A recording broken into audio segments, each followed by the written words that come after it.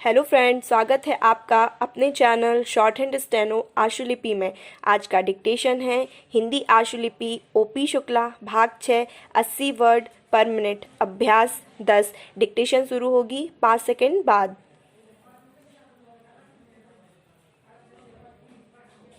Start.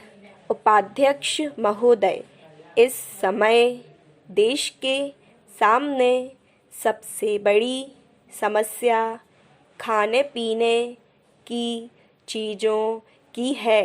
इस संबंध में एक माननीय सदस्य का जो भाषण सदन में हुआ उससे मुझे कोई आश्चर्य नहीं हुआ।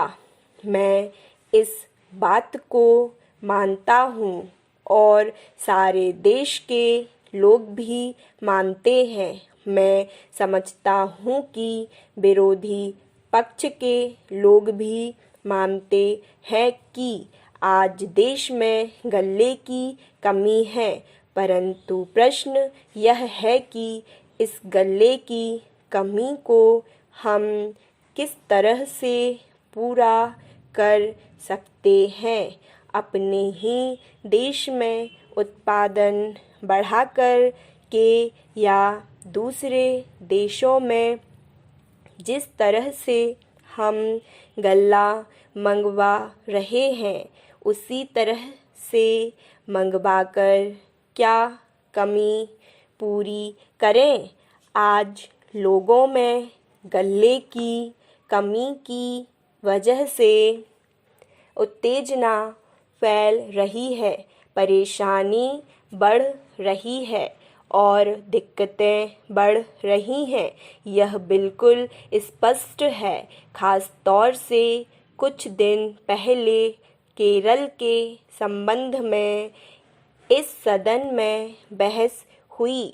बंगाल में भी गल्ले की कमी की वजह से हालत खराब हो रही है, लेकिन मैं समझता हूँ कि देश के जितने सूबे हैं उन सब में करीब करीब वैसी ही हालत है। ऐसी हालत में हमारे देश के अंदर अपने प्रयत्नों से और अपनी मेहनत से गल्ले का अधिक से अधिक उत्पादन किया जाए, इसमें कोई दो राय नहीं है। पैरा। मैं खास तौर से अपने सूबे के संबंध में कहना चाहता हूँ। वहाँ पर ऐसी काफ़ी ज़मीन है जिसमें सिंचाई की कोई भी व्यवस्था नहीं है। अगर वहाँ पर छोटी सिंचाई योजनाओं के ज़रिए सिंचाई की व्यवस्था की जाए तो सिर्फ उस ज़मीन में कम से कम 35,000 टन एक फसल में पैदावार बढ़ सकती है। पैरा।